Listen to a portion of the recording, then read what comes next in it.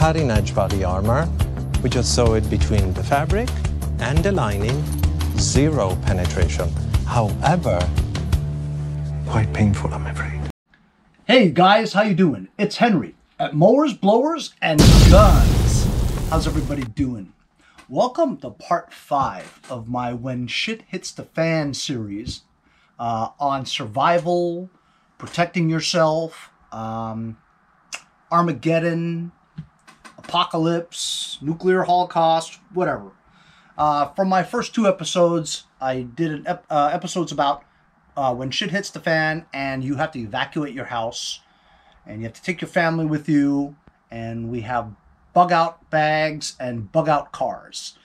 My second episode was on MRE meals, ready to eat, and we actually tasted one, and it was pretty good actually. My 4th episode was on protecting yourself. I'm going to be the primary protector of the family, right? And if I'm dead, then my family is going to be like prey, you know what I mean? And all you can do is pray for them. So we did a video about body armor, which was very cool. What am I missing? Okay, well, body armor for your body, right? But what about the noggin? So I got a company to send me a couple of samples, and here they are. Got a huge box here. Okay, first one we got here is a Ballistic Helmet. This is the MICH2000 type, and it does have the side rails, plus the, I don't know what they call this, but you put night vision goggles on, night vision scopes on it, you know, so you can see at night. Also, you could put I guess you could put a GoPro camera if you wanted to. Pretty heavy. I'd say maybe, I don't know, a pound or 2. Has this one has a mesh cover over the helmet.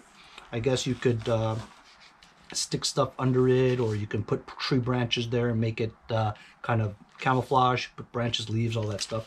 So these rails are designed for adding attachments to it, and looks like we have some M-LOK type Picatinny or Weaver rails that you can slide there. You can put a flashlight on there or something like that. That would be cool. Velcro so that you can put your insignias on here, you know, American, whatever. If you're the enemy, look for this way you can identify yourself as friendly. Both sides. On the inside you have form-fitting, you know, kind of like your bike helmet, you know what I mean? Form-fitting straps. And also you can adjust the size of your melon, you know what I mean? With the webbing here, padding for the front as well. Very nice. This is a level 3A. So very generous of them to actually send me 2 helmets. This one is in tan or FDE, coyote tan color. I put this thing here so that you can see what it looks like. It's like a Weaver or Picatinny rail. You can put it where the rails are. Normally, if you have the high cut one where it does not have this part, right, you could put your electronic earmuffs that's clipped onto this rail system, and you could pivot it to take it off. But of course, this model you can't. But you possibly could put really low profile earmuffs underneath it. So as you can see, these are 2 different sizes. I want to say that this is like a medium or a small, and this is obviously a extra large or something, because I mean, you need a big melon to put your head in here. This is for dudes with big heads. This sort of fit me, I think, but it's very cool. Like I said, you could adjust the size of the fitting here for your head. Like I said, mesh on the inside, and it also has the attachments. This is also level 3A. Okay, so I'm going to try this on. These were sent to me by a company called Compass in Ontario, California. That's their distributor's office. I believe these things are made in China. Like I said, it's level 3A, which can stop up to, ooh, very comfortable, which can stop up to 44 magnums. So these would take pistol rounds. These would not stop rifle rounds. You would need a level 4 for rifle rounds. You could adjust the straps front, back, just so that you can get the chin strap centered, you know. But honestly, we're not in any war right now, so I'm not too worried about it. But, you know, the comfort of it on your head is vital because you don't know how long you're going to have it on, you know. And the extra weight on your neck can cause long-term fatigue, you know. So this is perfect. I like it a lot. I'm going to try on the black one now. This seems to fit me just fine. I'm not sure about the size, but I'm thinking it's either a small or a medium. But that looks pretty good.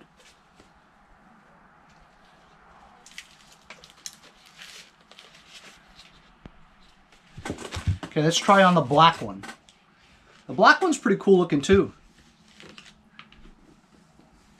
Ooh, that's comfy. When you wear glasses, you have to adjust the padding so that, and the straps, so it doesn't get in the way of your glasses.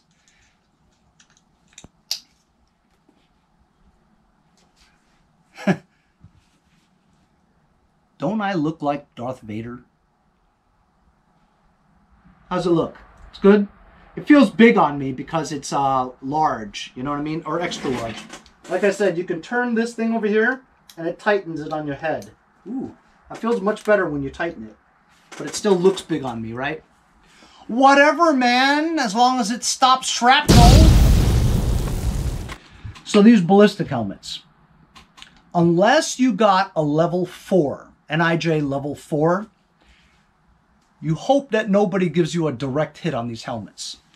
Because remember, the helmets are not going to work exactly and confidently like maybe body armor, okay? They're really designed so that it protects your brain from shrapnel explosions, almost like a bump helmet too, so that you just don't bump your head, you know? It's protection for your brain, your head. But even a level 4, which should stop rifle rounds, right? You get hit by a bullet of any caliber. If it's not a direct hit and it's just a graze, like at an angle, right? The sound and impact that it would make, the trauma on your brain, you would have a concussion anyway. But the entire purpose is you won't die. You see what I'm saying? Would you rather have a concussion or would you rather have a bullet through your head? Well, that's why you need a brain bucket like this, see? Even level 3A is gonna protect your brain better than this hat, you know what I mean? So no matter what, it's extra protection for your head. And that's why you have to get a ballistic helmet too. If you're gonna get body armor, you're gonna need a ballistic helmet as well. And just hope that nobody shoots you in the face. These have a warranty of up to 5 years, limited warranty. So the shelf life is similar to that of body armor, right? 5+ years, something like that, you know, as long as you keep it in a temperature controlled area and not any excessive heat. Like if you put it in a trunk of your car that's over 140 degrees all the time in like Arizona or something in the desert, these should hold up pretty well. Once again, the name of the company is Compass, and you can check out the link in my description if you guys are interested. Both of these are Kevlar MICH2000 type helmets with the fast rails, and they cost about $285, which is really, really inexpensive considering some of these ballistic helmets go for thousands and thousands of dollars, you know what I mean? Like the level 4 ones, the NIJ level 4s, they cost a lot of money. And watch, you spend all that money, you get a level 4, right? And they just shoot you in the face. So you have to get a level 4 mask too. Anyway, thank you very much to Compass for sending me these sample ballistic helmets. I absolutely love them. Once again, if you guys are interested in these helmets, they have a lot of other designs too, as well as the ones that have the high cut one, which expose your ear. That way you can attach your ear protection to it, you know. Go check out their website. I believe it's bodyarmor.shop. The armor is spelled the British way. I'll leave a link in the description. Go check it out. And thanks a lot for joining me on part 5 of my When Shit Hits the Fan videos on Survival 101. We'll see you guys next time on Mowers, Blowers, and Guns.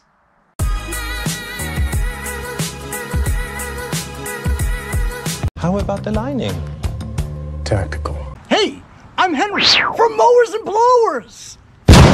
As a YouTuber that deals with small engine equipment on a daily basis, I worry about the harmful effects of the 10% ethanol that's in your unleaded gas from your gas station.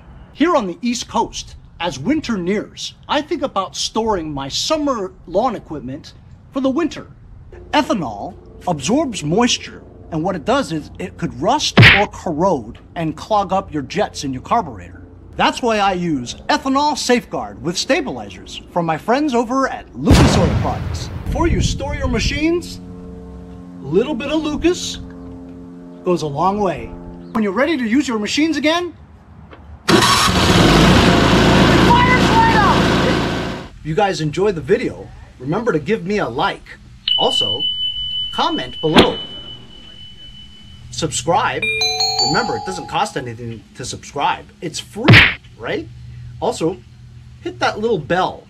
That way you'll get post notifications whenever there's a new video, and you won't miss out on any of them. Remember to follow my Instagram and Facebook, as well as, if you'd like to donate $1 or $2, paypal.me/mowersandblowers. Really appreciate all the support. Also, to keep the videos coming every day, support the channel. Bye.